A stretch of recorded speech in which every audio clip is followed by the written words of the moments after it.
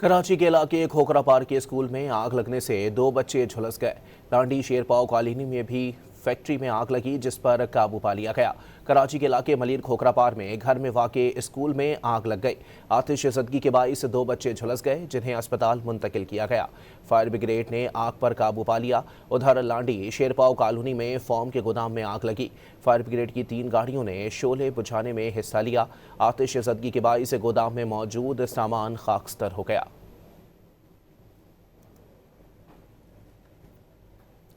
कराची के इलाके खोखरा पार्क के स्कूल में आग लगने से दो बच्चे झुलस गए।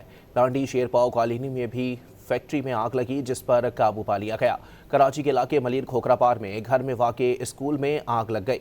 आतिश ज़दगी के बाइस दो बच्चे झुलस गए, जिन्हें अस्पताल मुंतकिल किया गया।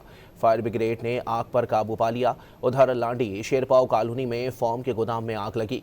फायर ब्रिगेड की 3 गाड़ियों ने शोले बुझाने में हिस्सा लिया। आतिश ज़दगी के बाइस गोदाम में मौजूद सामान खाकस्तर हो गया।